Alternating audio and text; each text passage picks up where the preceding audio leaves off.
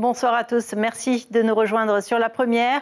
À la une de l'actualité de ce jeudi 25 janvier, la guerre contre les moustiques est déclarée. 4 cas de dengue de type 2 ont été signalés en 2 mois. Les services sanitaires se mobilisent pour encourager la population à lutter contre les gîtes larvaires. Le consommateur ne sait plus où donner de la tête alors que l'inflation fléchit. Certains produits explosent comme le fenouil et le raisin qui augmentent de plus de 30%. Un paradoxe difficile à décrypter. Plus de 600 requêtes enregistrées cette année. Le tribunal administratif de Papeete traite de plus en plus d'affaires. Les greffiers et les magistrats célébreront cette année les 40 ans de cette institution judiciaire. Nous ferons le bilan de l'année écoulée avec le président du tribunal administratif, Pascal Devillers, est notre invité ce soir. 350 objets océaniens subsistent au British Museum de Londres. Mililani Ganivet est chargée de documenter les collections de la Polynésie française, de Hawaï et des îles Cook. Elle tient à partager ses travaux avec le public. Nous l'avons rencontrée. 4 cas de dengue autochtones décelés depuis le début de l'alerte le 27 novembre dernier. 2 des malades ont dû être hospitalisés. Les autorités sanitaires s'emploient à pulvériser de l'insecticide dans les zones concernées, mais les agents entament une autre bataille contre le vecteur de la maladie, éliminer les gîtes à moustiques. Les larves ont besoin de très peu d'eau pour se développer. Nicolas Suire, Mirko Vanfo. Aller au contact de la population pour marteler que lutter contre le moustique, c'est aussi lutter contre la propagation de la dengue.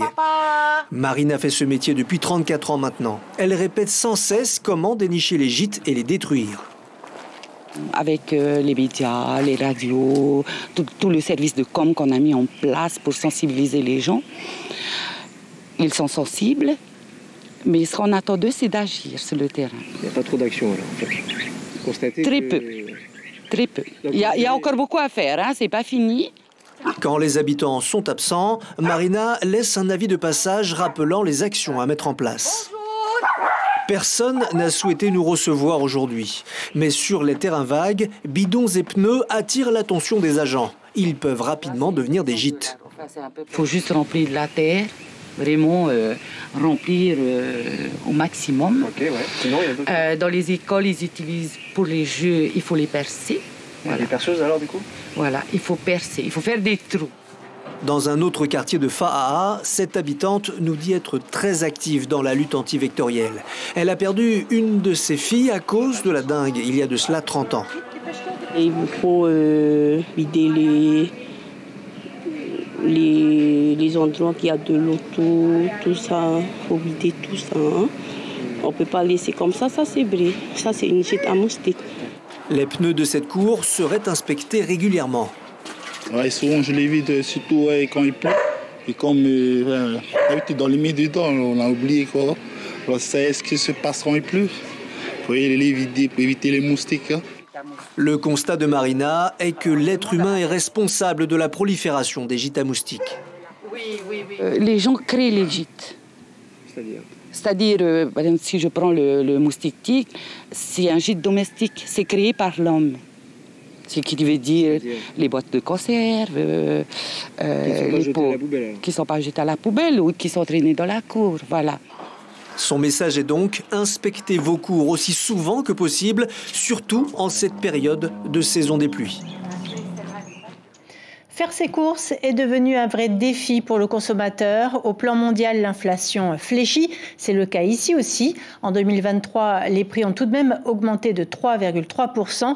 Mais au hit parade des hausses à n'en plus finir, les fruits, plus de 15% en moyenne. Certains produits ont même augmenté de 30%. Reportage Stéphane Ratineau avec Hubert Liao. À ma connaissance, ça n'a jamais baissé. Hein. Et la vie augmentera toujours. Ce n'est pas une nouveauté, les consommateurs n'ont plus d'illusions. Et au jeu des additions, avec les fruits cette année, c'est le pompon. Certains produits crèvent le plafond du haut niveau qui rogne le pouvoir d'achat. Jusqu'à 37% pour le raisin ou 30% pour le fenouil. Bien sûr, ce sont là les cas les plus marqués. Néanmoins, les acheteurs y regardent à 2 fois avant d'ouvrir le porte-monnaie. Les prix, ça a monté beaucoup. Ça ne baisse pas. Quoi. Les œufs, c'est cher aussi. Hein. Ça veut dire que vous consommez différemment maintenant? Vous faites plus attention? Ben oui, on regarde le prix, quoi. On regarde le prix avant d'acheter, quoi. À l'ISPF, le département prix et bâtiments scrute les étiquettes tous les jours. Ici, c'est le thermomètre du pouvoir d'achat. Des chiffres qui s'alignent, des courbes qui montent et descendent. Et pour l'année passée, une inflation qui ralentit. Conséquence de la réalité internationale, son influence sur les prix au Fénois est forte. L'économie locale est très dépendante. L'inflation extrêmement forte est derrière nous. Oui, nous l'avons mesurée au cours de l'année 2022. Et hors choc international qui viendrait perturber les tendances actuelles, on peut s'attendre à ce que ce ralentissement soit durable. Et en 2023, les prix des carburants diminuent. C'est peut-être le bon élève de cette année 2023. Les carburants baissent de 14%. Avec l'analyse des prix, les adeptes du Made in Fénois trouveront un écho à leur argumentaire. Des produits d'ici ont bien baissé, 9% pour l'ananas ou 5% pour la banane. Toutefois, les mécanismes économiques sont bien plus complexes que la seule géographie. Les arrêts de travail sont désormais dématérialisés. Plus besoin de déposer ses papiers à la caisse de prévoyance sociale. Les démarches se font en ligne via l'application Atourou. Le médecin devra de son côté se rendre sur le site de la CPS. Si le patient n'a pas accès au numérique, exceptionnellement, les arrêts de travail seront prescrits sous format papier. Écoutez les précisions de cet agent de la CPS au micro de Mélissa Chong. Pour la CPS, c'est surtout un gain de traitement et un traitement plus rapide. Donc, ce n'est pas que pour la CPS, c'est aussi pour les patients et les professionnels de santé. Donc, c'est ce gain de temps-là de traitement qui fait que ça apporte un avantage pour tout le monde. Il est prévu dans la loi de fin novembre 2023 qu'il y ait une exception à ce principe de dématérialisation. Donc toute personne qui n'a pas de smartphone, un professionnel de santé qui n'a pas d'ordinateur, donc qui ne peut pas se connecter sur l'IMA, il a la possibilité pour le professionnel de délivrer un avis d'arrêt de travail papier et le patient aura son avis d'arrêt de travail papier qu'il devra déposer toujours dans les 48 heures à la CPS et à son employeur.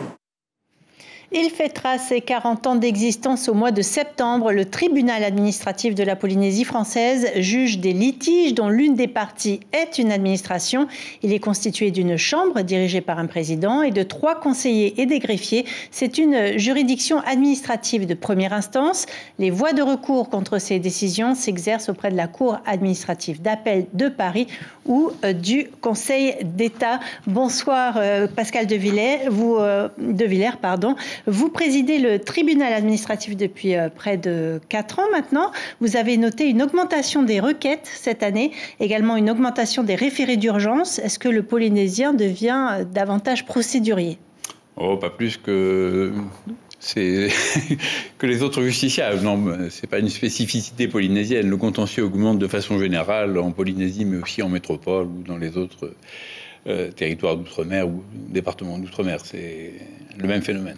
Alors c'est vous qui gérez aussi les contentieux relatifs au nucléaire. Les victimes souvent obtiennent gain de cause au tribunal administratif, mais vous constatez finalement un petit recul de ce côté-là. Le CIVEN est plus conciliant ?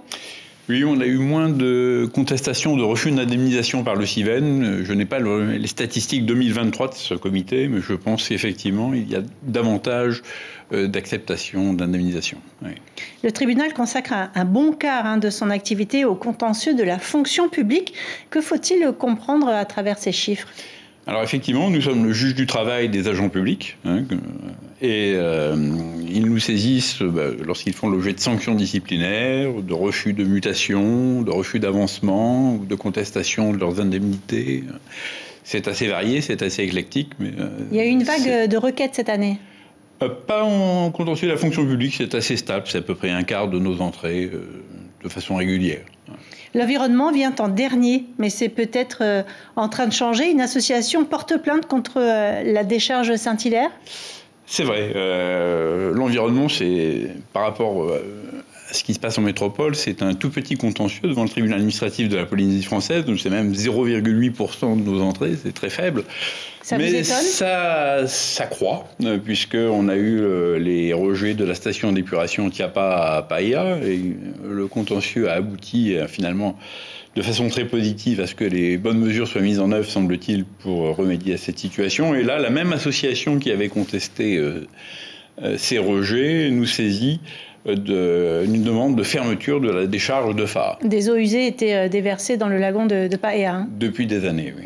Alors les contentieux ici, vous l'avez dit, ne sont pas les mêmes que dans l'Hexagone. Les textes sont différents. Expliquez-nous. Alors les textes sont véritablement différents puisque le tribunal administratif de la Polynésie française applique pour au moins 90% des dossiers le droit de la Polynésie française, le droit de ses institutions, les lois de pays, les arrêtés en Conseil des ministres, le tout ayant fait l'objet d'ailleurs d'un gros effort de codification.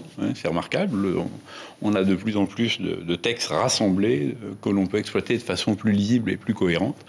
Et donc, le tribunal de la Polynésie française applique les textes polynésiens. Alors, parmi les affaires récentes qui ont marqué la vie du pays, cette deuxième pharmacie de Bora Bora, le pays dit oui, le tribunal administratif dit non. Même s'il y a une mobilisation populaire autour du projet, vous devez faire appliquer la loi. Le juge administratif, c'est le juge de la légalité. Donc, on applique les textes que s'est donné la Polynésie. En la matière, il y a des critères que ces textes fixent. Et par 3 fois, on a considéré qu'il n'était pas satisfait et la Cour administrative d'appel de Paris nous a confirmé. Alors, sauf revirement important, je pense qu'il y a un problème dans l'implantation de cette pharmacie, mais après, je ne fais qu'appliquer le droit. Le pays doit changer la loi, en tout cas il l'a annoncé. Parmi les affaires qui s'annoncent, l'aéroport, l'attribution de la concession est problématique. Le tribunal administratif a tout annulé. Le feuilleton judiciaire date de plus de 10 ans. Il va y avoir du nouveau. Je pense que la concession est à nouveau en cours d'examen, son attribution. J'espère qu'il n'y aura pas de contestation de l'attribution future, mais j'en doute un peu, vu les énormes intérêts économiques qu'il y a derrière, bien sûr. Un mot pour terminer sur l'appel. Il est possible de faire appel, mais c'est à Paris que ça se passe avec la Cour administrative d'appel. Est-ce que le nombre d'appels est significatif ? Alors, il y a à peu près 25% de nos décisions qui font l'objet d'un appel. Et 76% de ces appels donnent lieu à une confirmation du jugement. Donc on a à peu près 7% de nos jugements qui, in fine, seront remis en question par la Cour administrative d'appel. Donc c'est plutôt un bon chiffre pour vous. Oui, tout à fait. Merci beaucoup Pascal de Villers d'avoir été avec nous ce soir. Je rappelle que vous présidez le tribunal administratif. Merci beaucoup. Merci. Et demain, la Cour d'appel et le tribunal de première instance feront leur rentrée. Thomas Pizon, procureur général près la Cour d'appel de Papeete, sera justement l'invité d'Ibrahim Ahmed Aziz sur Polynésie, la première radio, un peu après 7h demain matin.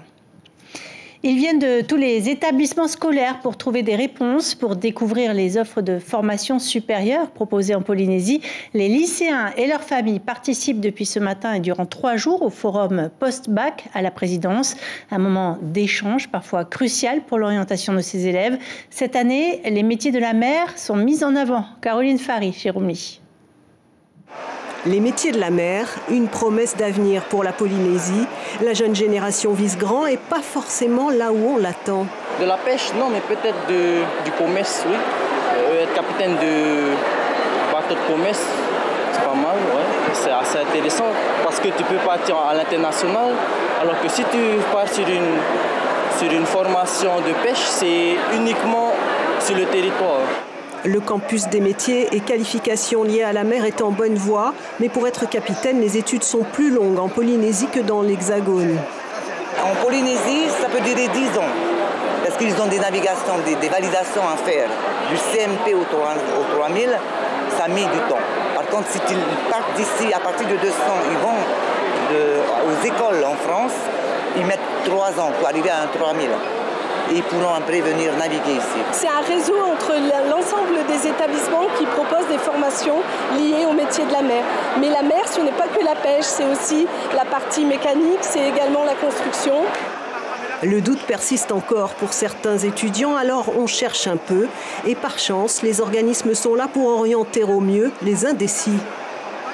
Une petite idée peut-être dans le sens où je veux être professeur de tahitien. Donc j'ai visité un peu la filière LLCER que l'Université de la Polynésie française propose. Les métiers de l'armée ont toujours autant la cote, y compris chez les femmes. C'est mon père qui m'a poussé à m'intéresser à l'armée. Quel métier en particulier? En vrai, c'est plus la gendarmerie que je m'intéresse. Tu veux rester en Polynésie? En fait, non.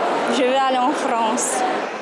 Les futurs professeurs des écoles ne sont pas en reste. Il suffit d'être motivé, comme Terava. Nous sommes en licence et nous faisons 3 ans pour ensuite intégrer le master et ensuite passer le concours. Des formations courtes ou longues, mais toujours plus diversifiées et futuristes, comme le numérique et ses multiples débouchés, prometteurs en vocation. Et le forum des métiers post-bac se poursuit demain et samedi à la présidence. Se glisser dans la peau de Jacques Brel en volant au-dessus des marquises, c'est ce que propose l'aéroclub d'Atuona à Hivaoa. Son président, accompagné d'un pilote d'expérience, ont convoyé un Cessna depuis Tahiti. Le voyage a duré plus de 10 heures de vol sur 3 jours avec 2 escales au Tuamotu, à Ana et Napuka. À l'arrivée de l'aéronef, une cérémonie d'accueil a été organisée avec un haka. L'avion a été béni. En sommeil depuis 2017, l'aéroclub est donc relancé. Des tarifs compétitifs seront proposés aux jeunes marquisiens. Écoutez les 2 passionnés au micro de Théama Kamia. On a fait 3 étapes. On a fait Papeete Anaa. On a mis 2h35. Après, on a fait Ana, qui est un coin merveilleux d'ailleurs, presque aussi joli que les marquises. Ana, Napuka, on a fait 3h55 hier. Et ce matin, Napuka, Hivaoa, 3h55. Le projet, c'est de continuer ce qui avait été fait déjà en 2008, c'est-à-dire de remettre l'aéroclub en ligne de vol, avec former des jeunes élèves marquisiens, donc on en connaît quelques-uns qui sont motivés pour venir voler, et leur faire une des premières formations qui se finiront certainement sur Tahiti. Un premier championnat polynésien d'aviron indoor et c'est l'équipe de Nukuhiva qui sort vainqueur. Cerise sur le gâteau, l'équipe est sélectionnée pour participer au championnat de France de la discipline. 4 garçons, 4 filles et un arbitre se rendront à 2 compétitions, le championnat de France scolaire puis le championnat de France fédéral. Une grande première pour ces jeunes sportifs. Pour la majorité d'entre eux, ce sera un premier voyage hors de la Polynésie. L'heure est aux entraînements, ce qui n'est pas une mince affaire comme l'explique leur professeur d'éducation physique. Il y a beaucoup de stress, mais on est très content de représenter la Polynésie. Surtout notre île, enfin les marquises surtout. Mais bon, vu qu'on a battu les équipes de la Polynésie française, du coup, moi je suppose qu'on peut battre la France. Pour s'entraîner pour ce type d'épreuve, il faut avoir beaucoup de volonté et les 8 élèves qui ont réussi à être champions de Polynésie ont fait preuve de beaucoup de volonté, sont entraînés avec vraiment beaucoup de rigueur et on espère pouvoir réaliser les meilleures performances possibles la semaine prochaine à Paris. Voilà, interview signée Marie Curva. Les objets polynésiens collectés par les missionnaires et exposés aujourd'hui à travers le monde sont-ils une page d'histoire volée ou une page d'histoire préservée? Melilani Ganivé commence une thèse sur le sujet au British Museum de Londres. Elle achève un cycle de partage d'expériences avec le public qui rencontre un franc succès. Entretien signé Lucille Guichet et Patrick Tinsing.